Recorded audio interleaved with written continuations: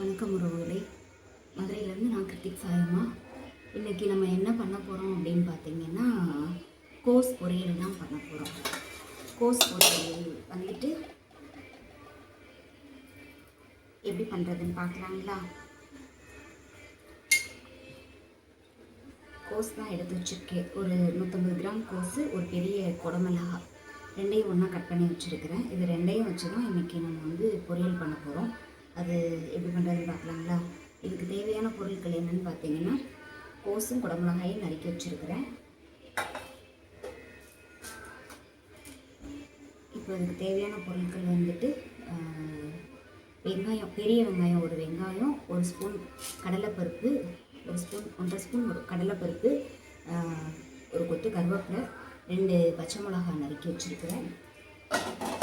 கடுகு உளுந்தம் பருப்பு, ஜீரகம் போட்டு தாளிச்சிட்டு நம்ம அடுத்து அப்படியே பார்ப்பீங்களா. அடுத்து இதை அடித்து போடுறதுக்கு, மிக்சியில் ட்ரையாக அடித்து போடுறதுக்காக எடுத்து வச்சுருக்கேன். 2 பல் பூண்டு, 2 வரமிளகாய், 1/2 ஸ்பூன் சீரகம், கொஞ்சோண்டு கருவேப்பிலை.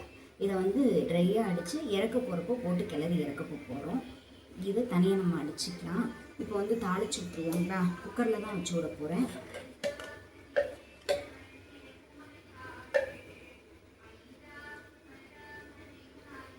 3 ஸ்பூன் எண்ணெய் விட்டுக்கலாம்.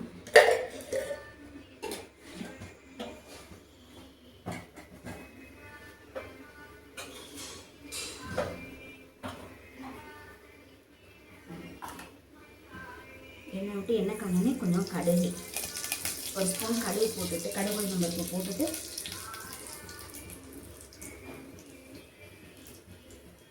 ஒரு 1/4 ஸ்பூன் சீரகம், நம்ம அங்கே அடிக்கிறதுக்கு 1/4 ஸ்பூன் எடுத்து வச்சுக்கோங்க. பார்த்தீங்களா, தாளிப்புக்கு ஒரு 1/4 ஸ்பூன், மொத்தம் ஒரு 1/2 ஸ்பூன் கணக்கு வச்சுக்கோங்க. இப்போ கடுகு பொரிஞ்சிச்சு. இது கூட கடலைப்பருப்பு போட்டுருவோம்.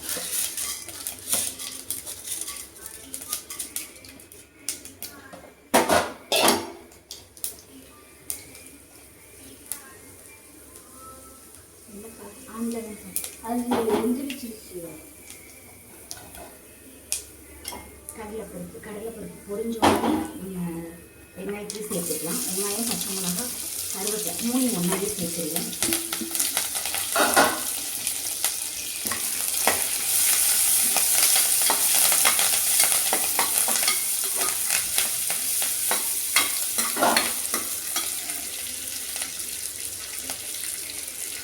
இப்போ கொஞ்சமாக பெருங்காயத்தூள் போட்டுக்கலாம்.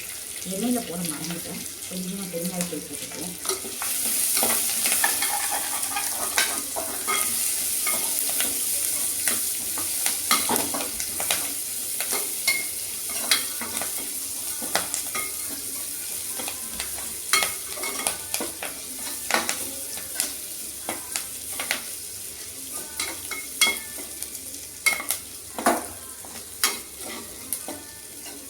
வெங்காயம் வணங்கிடுச்சு. வெங்காயம் இந்த பதம் வணங்கினா போதும், 3/4 பதம் வணங்கினாவே போதும். ரொம்ப ப்ரௌன் கலராலாம் வணக்க வேண்டாம். இப்போ இது கூட நம்ம நறுக்கி வச்சுருக்க குடமிளகாயும் கோஸையும் சேர்த்துருவோம்.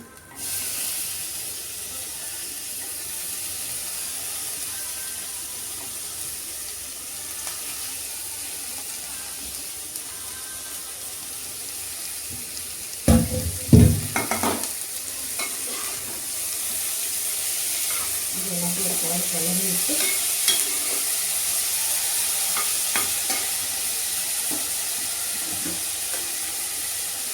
தேவையான அளவு உப்பு போட்டுக்கலாம். தேவையான அளவு உப்பு போட்டு ஒரு கிளறி மட்டும் விட்டு,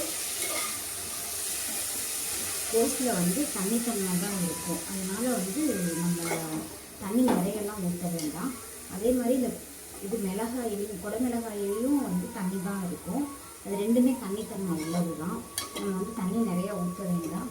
இப்போ என்ன பண்ணணும்னா, சும்மா லைட்டாக ஒரு கையில் தொளிச்சு மட்டும், இது லைட்டாக தொளிச்சு மட்டும் விட்டுருவோம். எல்லாத்துக்கும் இதாகிற மாதிரி. அவ்வளோதான்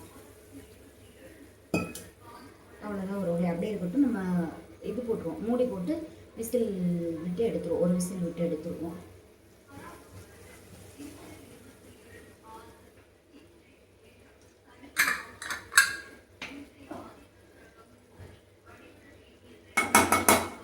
நம்ம தண்ணி நிறையெல்லாம் பண்ணல, லைட்டாக தொளிச்சு மட்டும்தான் விட்டுருக்கோம், ஒரே ஒரு கையளவு தண்ணி தொளிச்சு மட்டும் விட்டுருக்கோம். தாளிப்பு வேலை எல்லாமே முடிஞ்சது. இதை வந்து நம்ம மூடி போட்டு க்ளோஸ் பண்ணி விட்டுருவோம். க்ளோஸ் பண்ணி போட்டு ஒரு விசில் வந்த உடனே நம்ம எடுத்து பார்ப்போம். விசிலையும் போட்டு ஹையிலே வச்சிடலாம். விசில் வரட்டும். விசில் வந்த உடனே விசில் வந்து அந்த ஸ்ட்ரீம் அடங்கினதுக்கப்புறமா பார்க்கலாம்.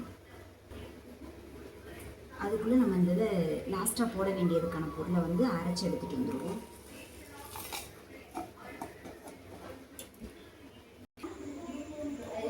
அதோட ஒரு விசில் வந்து ஸ்ட்ரீம் போயிடுச்சு. நம்ம எடுத்து பார்ப்போம். அப்படி இருக்கு பார்ப்போங்களா?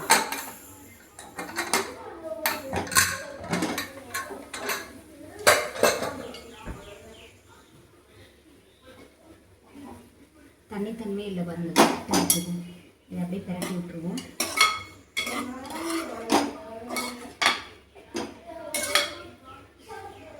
நல்லா உடம்பு நல்லா வந்துருச்சு. அப்படியே அடுப்பு பற்ற வச்சு நம்ம இந்த பூண்டு, சீரகம், வத்தல், கருவேப்பிலை அரைச்சி வச்சுக்கோங்க பார்த்தீங்களா, அதை போட்டுருவோம்.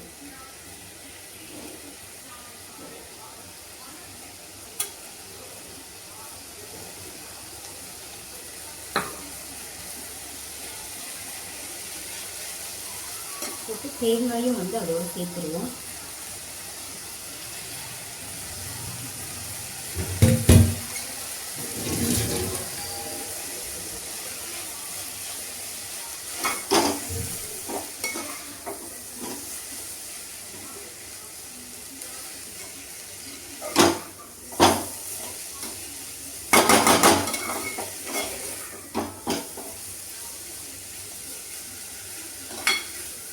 அந்த பூண்டு, சீரகம், வத்தல், கருவேப்பிலை இது வந்து அடித்து போடுறதுனால அது நல்ல ஒரு வாசம்.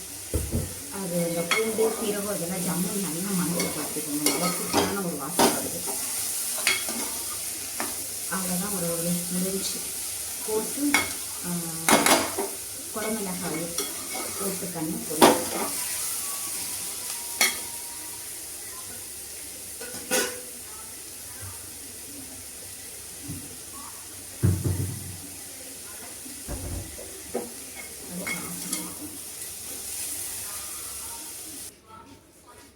அவ்வளோதான் உறவுகளே. நம்ம கோஸு குடமிளகாயும் போட்டு பண்ண ரெசிபி ரெடி ஆயிடுச்சு.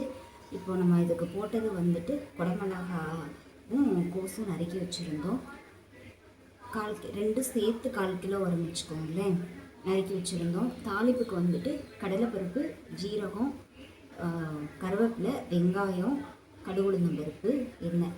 தாளிப்பு முடிஞ்சோடனே கொஞ்சோண்டு வெங்காயத்தூள் தாளித்து விட்டுட்டு காய போட்டு லைட்டாக ஒரு கைப்பிடி அளவு தண்ணி மட்டும் தொளிச்சு விசில் விட்டு எடுத்துட்டோம். இப்போ நம்ம கடலைப்பருப்பு போட்டிருக்கோம். இதில் பாசிப்பருப்பு போடலாம். பாசிப்பருப்பு வந்து கொஞ்சம் அதிகமாக போட்டு பண்ணலாம். கடலைப்பருப்பு இல்லாமல் பாசிப்பருப்பு போடலாம். கடலைப்பருப்பும் பாசிப்பருப்பும் கலந்தும் போடலாம், அதுவும் நல்லாயிருக்கும். இந்த இது விசில் வந்த உடனே ஒரு விசில் வந்த உடனே அந்த ஸ்டீம் போனதுக்கப்புறமா நம்ம அடிக்கிறதுக்கு எடுத்து வச்சுருந்தோம் பார்த்தீங்களா, ட்ரையாக ஓட்டுற இது மிக்சியில் அரைக்கிறதுக்கு 2 வத்தல், 2 பல்லு பூண்டு, 1/2 ஸ்பூன் ஜீரகம், கொஞ்சோண்டு கருவேப்பிலை.